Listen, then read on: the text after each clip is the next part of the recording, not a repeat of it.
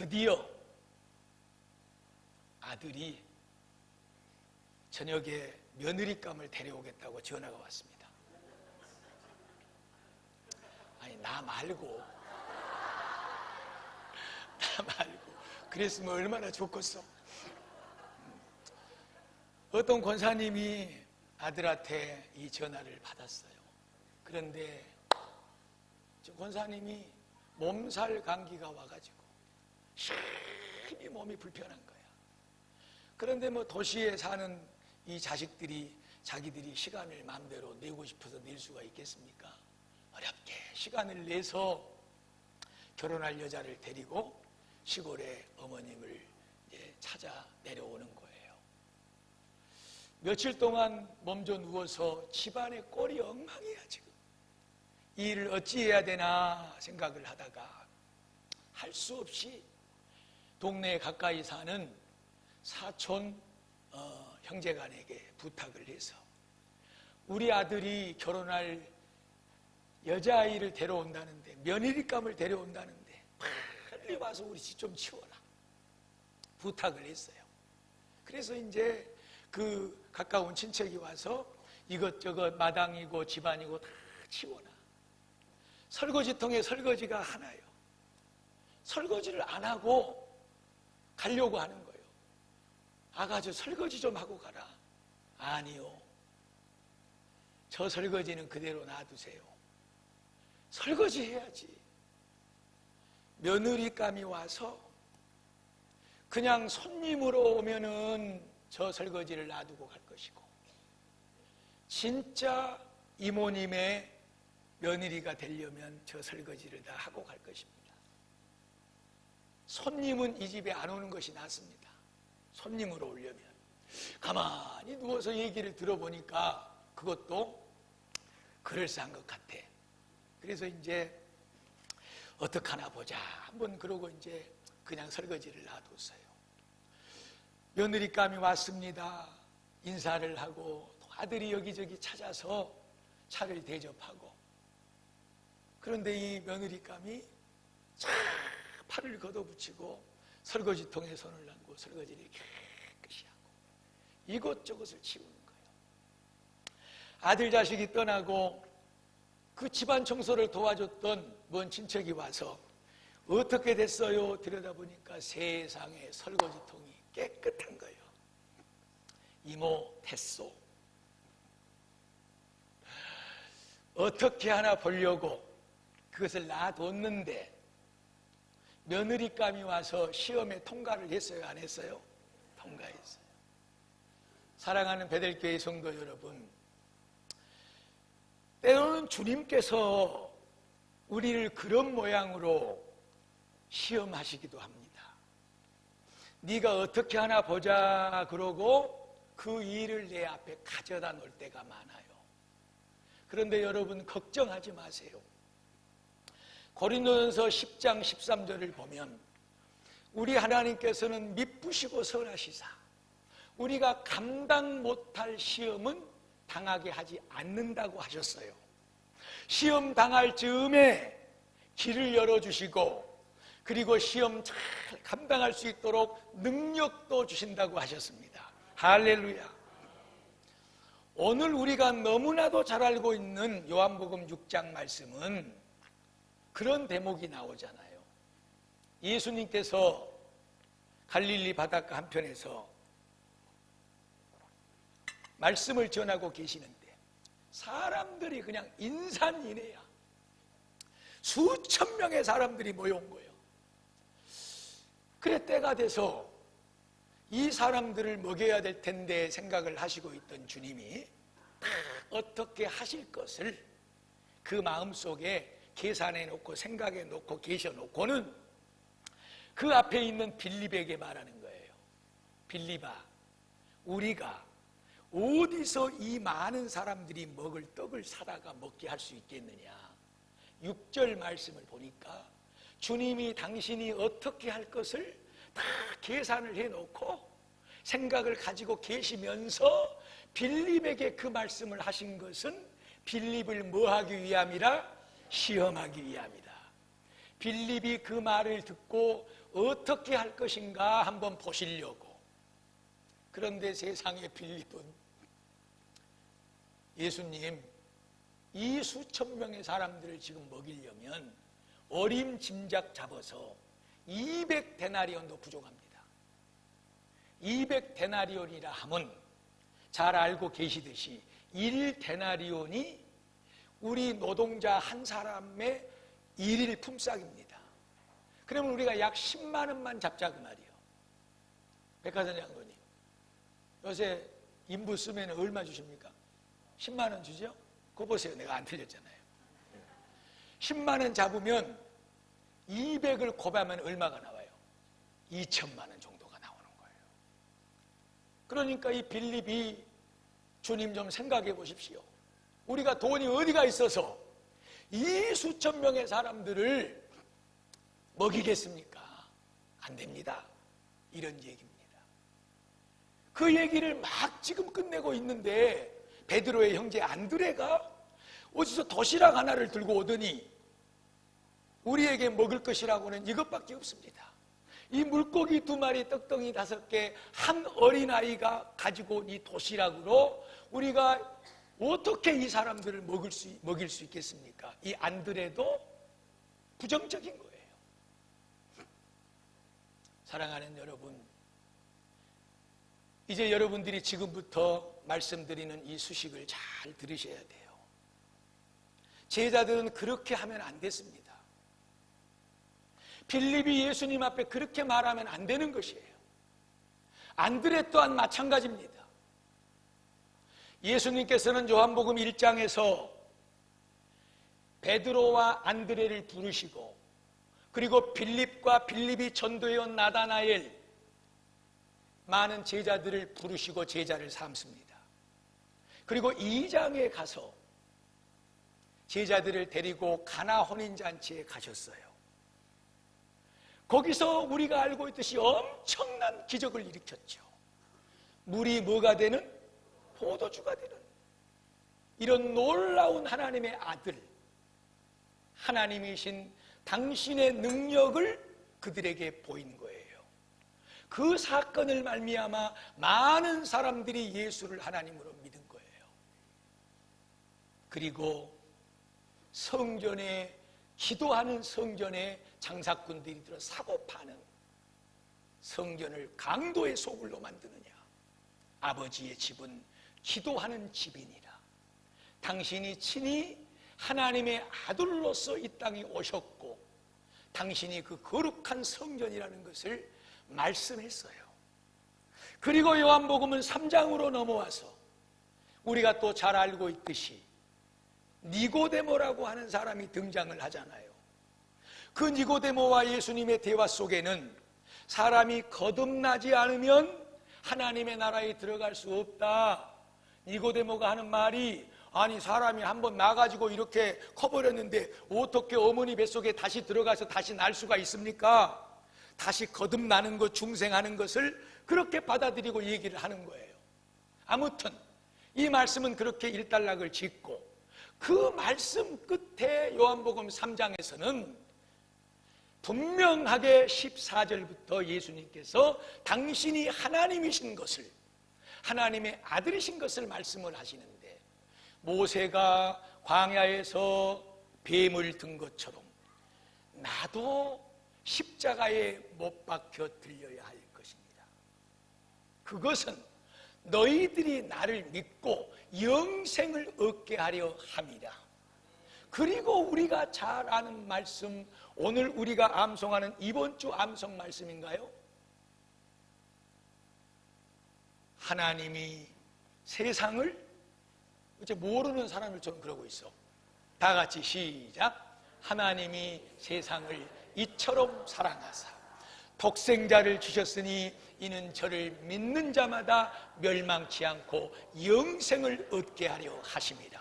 하나님께서 그 아들을 이 세상에 보내심은 세상을 심판하려 하심이 아니라 그로 말미암아 세상을 구원하시기 위해서 나를 이 세상에 보내셨느니라. 요한복음 3장에서 확실하게 예수님은 당신이 하나님이신 것과 그리고 이 세상의 구원자로 오심을 못 박아 말씀해 버리셨어요. 그리고 4장으로 넘어갑니다. 사마리아의 수가라고 하는 마을에 우물에서 한 여인을 만나지요.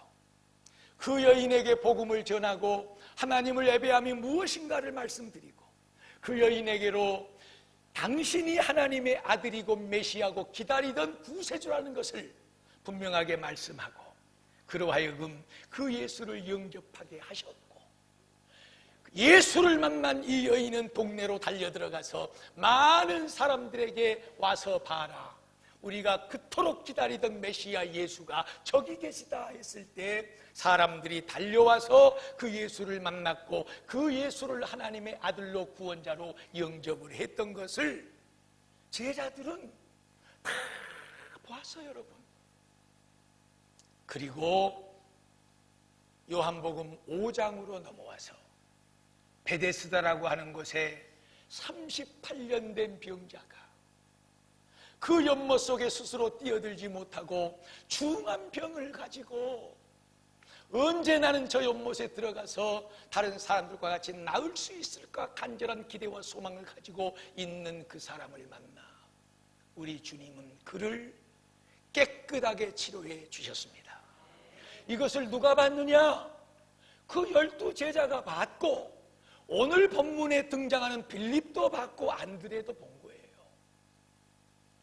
요한복음 5장 24절에서 베데스다 연못에 38년 된 병자를 고치고 난 다음에 24절에서 주님은 다시 한번 못 박아 말씀하시기를, 내 말을 듣고 또 나 보내신 자를 믿는 자는 영생을 얻었고 심판에 이르지 아니하나니 사망에서 생명으로 옮겼느니라.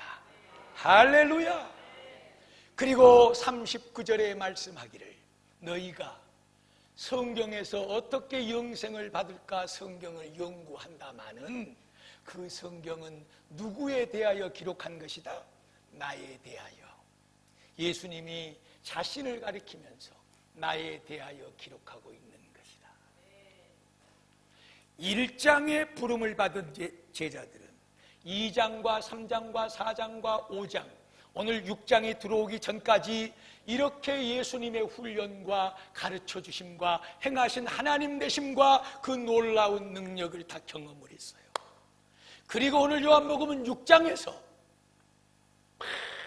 많은 사람들이 모여있는 가운데 제자들이 예수님의 시험대 위에 중간 테스트를 받고 있는 거예요.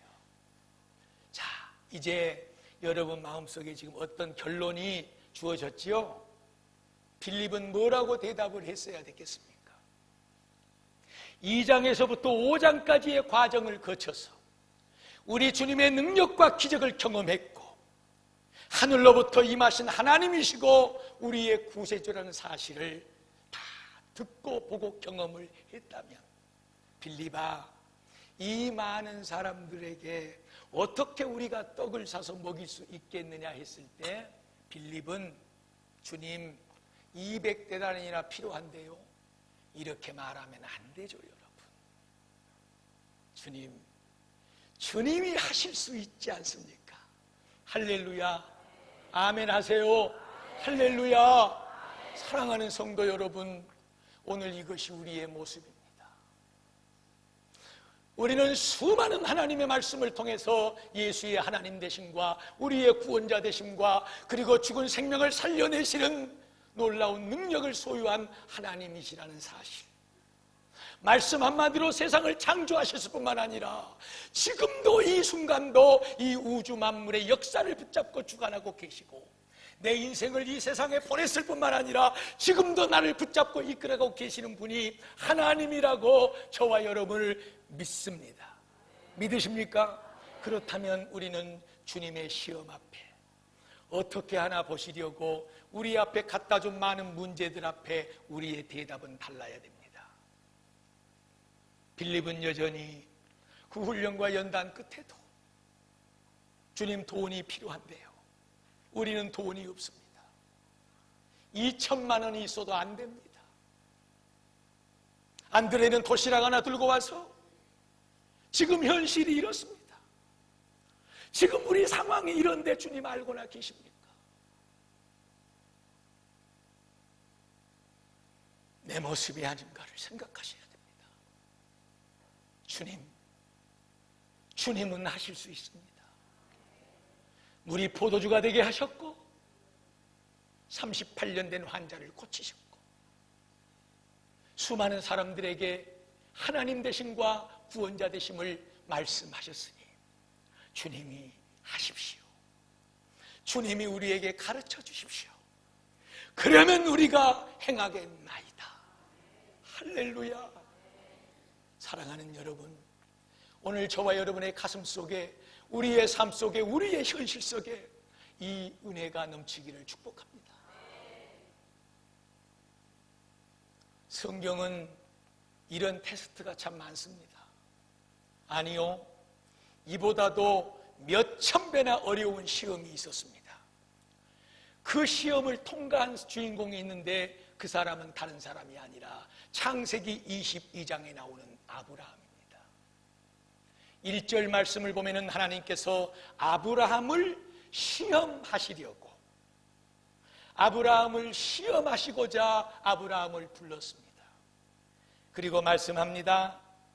아브라함아, 네가 100세 때 얻은 너의 사랑하는 독자 이삭을 내가 지금 지시하는 산 땅 모리아 땅에 가서 나에게 바칠지어다. 어떻게 하나 보자 하고 하나님께서 기다리고 계십니다. 다음 날 아침 일찌감치 아브라함은 일어나서 종을 부르고 그 사랑하는 독자 이삭을 태워 제물로 드릴 나무 장작을 종에게 지우고, 이삭아, 나하고 갈 곳이 있다. 이른 아침에 아들을 깨워서 그 아이의 손을 잡고 하나님이 지시한 곳을 향해서 갑니다. 다음 말씀은 드리지 않더라도 여러분들이 너무나도 잘 알고 계시기 때문에 고린도서 10장 13절 말씀을 다시 말씀드립니다. 여러분, 감당 못할 시험은 하나님이 주시지 않습니다.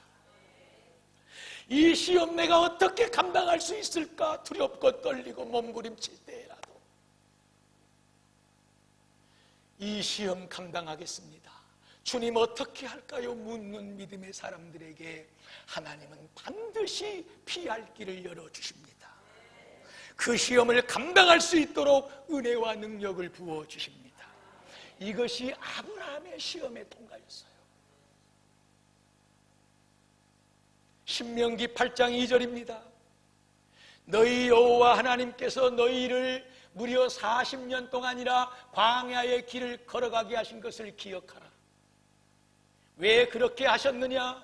이는 너희로 낮추게 하시고 그리고 너희를 시험하사 너희의 마음이 어떠한가를 알려고 하나님의 말씀을 듣고 그대로 행하는가 행하지 않는가를 아시기 위해서 너희를 광야에 40년의 길을 인도하셨느니라. 그 말이에요. 그렇습니다. 하나님이 우리에게 광야의 길을 주실 수 있어요. 우리가 감당 못할 길을 열어주실 수 있어요.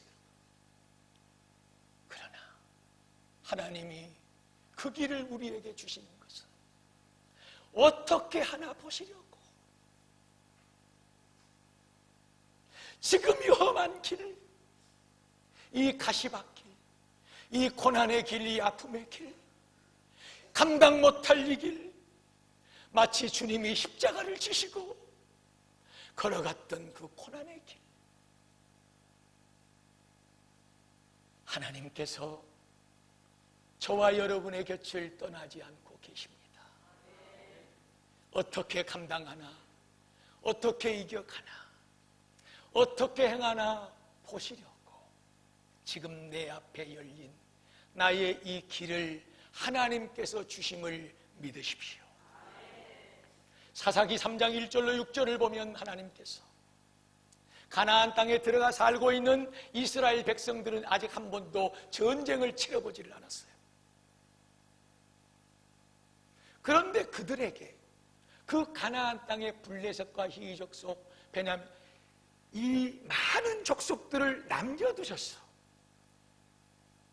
왜 그렇게 많은 가나안 땅의 족속들을 남겨놨냐?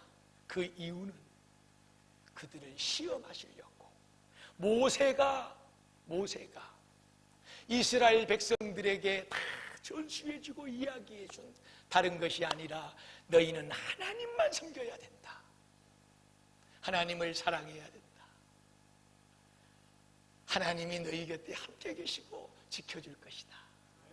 모세가 일러준 이 말을 준행하나 하지 않나 시험하시려고 그 가나안 땅을 깨끗하게 하나님께서 다 청소해서 없애버리지 않고 거기 가나안 땅의 족속들을 남겨놓으셨다는 거예요. 성도 여러분, 하나님이 깨끗하게 다 치워줘 버리면 얼마나 좋겠어. 우리 할 일도 말 일도 없이 그냥 싹 정리해버리고 우리 그냥 아무런 힘 부담도 없이 살게 하면 얼마나 좋겠습니까? 그러나 하나님이 남겨놨다는 거예요. 왜 남겨놨냐? 우리를 시험하시려고. 네가 정말로 믿음으로 살고 있는가? 나만 바라보고 의지하고 살기를 원하는가? 이 말씀을 묵상하고 있을 때 제가 여러분들에게 자주 쓰는 이 말씀을 하나님께서는 또 떠오르게 만드셨어요. 그가 누군 줄 아십니까? 바울 사도입니다. 능력을 줬습니다. 복음 전파의 1인자입니다. 죽은 자를 살렸습니다. 엄청난 능력과 권세를 가지고 있는 바울입니다. 그런데 그에게 문제가 있었어요. 몸에 가시가 있는 거예요. 질병이 있는 거예요. 우리가 겉으로 봤을 때는 와, 저 사람 능력이 대단하고 못할 일이 없고 어마어마한 능력과 권세를 가졌는데 자기는 빼빼 마르고 병자 되어서 의사 누가가 절절절 따라다니면서 뒤를 봐줘야 돼. 이 정도로 자기의 몸은 나약했어요. 사랑하는 여러분, 바울이 기도했답니다. 하나님, 이 병 좀 고쳐주세요. 이 아픈 가시 좀 빼주세요. 하나님이 말씀하셨어요. 바울아, 바울아, 그것이 너에게 은혜다.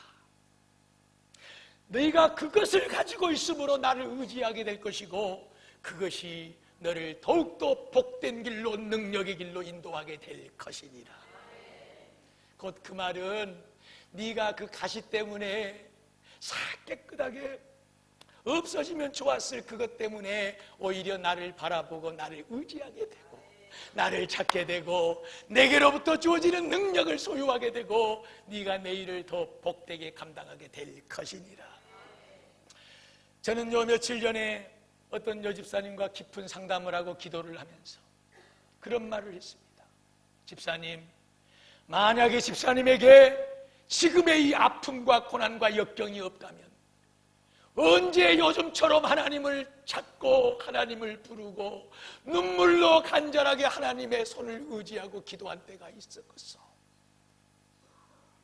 고난이 유익이라는 말이 바로 그 복입니다. 다 깨끗하게 치워졌으면 좋겠죠, 여러분?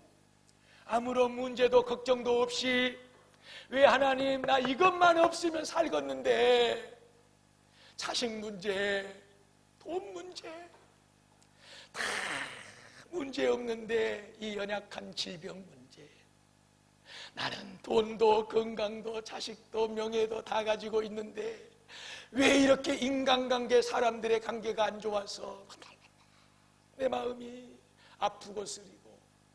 사랑하는 여러분, 싹 없애버렸으면 좋겠죠. 저도 사람인지라 그렇습니다. 하나님 이것만 없으면 살겠는데 그러나 그것이 아니라는 거예요. 남겨놓으신 이유는 하나님은 오히려 그것 때문에 하나님을 찾고 하나님을 의지하고 하나님의 은혜를 누리며 살도록 우리에게 그 부담스럽고 아픈 것을 여전히 오늘도 남겨놓으심을 믿으시기를 축복합니다. 그런데 제가 방금 소개했던 사사기 3장 1절로 6절의 말씀 속에 나오는 이스라엘 백성들은 그렇게 하지를 못했어. 거기 남은 이방 족속들과 같이 시집가고 장가가고 하나님 버리고 죄짓고 육체적인 것을 누리면서 하나님 떠나 사는 불쌍한 인생들이 되어버렸어요. 하나님이 우리 베델교회 장로님들, 우리 베델교회 안수집사님들, 우리 베델교회 권사님들, 우리 베델교회 집사님들, 우리 베델교회 모든 성도님들, 그리고 여기 서 있는 이 부족한 종에게 네가 이 시련의 길, 아픔의 길, 이 남겨져 있는 것 때문에 아프고 힘든 이 속에서 지금 어떻게 이 문제를 해결해 가나 보자. 시험하실 때 아브라함과 같이 통과할 수 있기를 주의 이름으로 축복합니다. 시편 17장 3절 말씀입니다. 주님께서 내 마음을 시험하시려고 밤에 나에게 오사 나를 감찰하였으나 내게서 아무런 흠도 찾지 못하였습니다. 주여, 나는 더 결심하고 하나님 앞에 내 입술로 행위로 죄를 짓지 않겠습니다. 아무런 흠과 티가 없는 사람이 어디가 있겠소? 다윗의 고백입니다마는 저와 여러분들도 다윗과 같이 여러 가지 많은 아프고 힘들고 많은 역경의 문제들이 있을 때, 시험 환난이 부딪혀 올 때 하나님이 지금 이 문제 보두만 안고 이 시련 앞에서, 이 아픔 앞에서, 이 문제 앞에서 어떻게 행하시나 보자 지금 내려다보고 계시니 빌립과 같이 하지 않고 안드레와 같이 하지 않고 아브라함과 같이 믿음 가지고 당당히 하나님의 테스트에 통과해서 하나님을 기쁘시게 하고 더 놀라운 주의 은총과 축복 속에 사는 삶이 되게 하여 주시옵소서. 그렇게 하기 위해서는 어떻게 해야 되느냐? 우리 주님께서 마태복음 26장 41절에 분명히 제자들에게 밝히 말씀하시기를 시험에 들지 않도록 그 시험을 잘 치를 수 있도록 깨어서 기도할지어다. 기도밖에 없습니다, 여러분. 우리가 시험을 잘 감당하기 위해서는 바울과 같이 하나님 앞에 기도해야 됩니다. 고쳐주세요. 해결해 주세요. 이 남아있는 것 좀 없애주세요. 그것이 아무리 힘이 들고 어려울지라도 우리가 기도 가운데, 말씀 가운데 하나님의 임재와 하나님의 음성을 들을 때 그 가시가, 그 남아있는 것이 지금 내가 걷고 있는 이 길이 오히려 하나님 앞에 복된 길임을 알게 될 줄로 믿습니다. 어떤 것이 우리를 부딪혀 오고 우리를 찌르고 아프게 하고 쓰러뜨리고 짓밟은다 할지라도 나를 떠나지 아니하시고 이 모든 것을 감당할 수 있도록 도와주시는 능력의 하나님이 지금 나와 함께 계시니 두려움 없습니다. 염려 걱정 없습니다. 피할 길을 주시옵소서. 감당할 능력을 주시옵소서. 마지막으로 야고보서 1장 12절 말씀을 소개하고 마칩니다. 너희가 여러 가지 시험을 당할 때 참아라. 그러면 너희에게 복이 될 것이니라. 이 시련을 잘 겪고 난 자는 주님께서 자기를 사랑하는 자들에게 약속하신 생명의 면류관을 얻게 될 것이니라. 할렐루야. 바뀌지 않는 옛날 성경에는 시험을 참는 자는 복이 있나니 저가 옳다 인정함을 받은 후에는 그래 내 사랑하는 딸아, 내 사랑하는 아들아, 정말 잘했다. 네가 기도로 이기고, 네가 내가 준 말씀으로 견디고 이기고 잘 감당했다. 옳다 인정함을 받은 사람들은 주님께서 자기를 사랑하는 그 사람들에게 약속한 생명의 면류관을 얻게 될 것이니라. 할렐루야. 다 잊어버리셔도 한 가지만 붙잡고 가셔야 됩니다. 주님이 지금 이 일 앞에서 어떻게 하나 보자 하고 지켜보고 계신다는 사실만 붙잡고 가십시오. 그 일이 어떤 일이든지 간에 지금 이 문제를 가지고, 그것이 돈의 문제든 그것이 건강의 문제든 자식의 문제든 그것이 인간관계의 문제든, 그리고 그것이 여러분 자존심을 짓밟고 너무나도 아프게 하는 그런 상함의 문제든, 그것이 지금 내 앞에 있을 때 주님이 어떻게 행하나 보자 하고 지금 내려다보고 있다는 사실만 기억하십시오. 자꾸 이것을 잊어버리다 보니까 내 안에 육신이 나오고 인간적인 생각이 나오고 믿음이 아닌 다른 방법으로 가는 거예요. 아브라함처럼 시간을 끌지 마시고 단번에 새벽 이른 새벽에 아들을 데리고 나감같이 주님이 지켜보시니 즉각적으로 행하겠습니다. 이 믿음으로 오늘도 내일도 주님 부르시는 그날까지 테스트, 주님의 시험 어떻게 하나 보시자 하고 내려다보시는 그 주님 앞에 사랑받고 인정받는 저와 여러분의 삶이 되기를 주님의 이름으로 축복을 드립니다.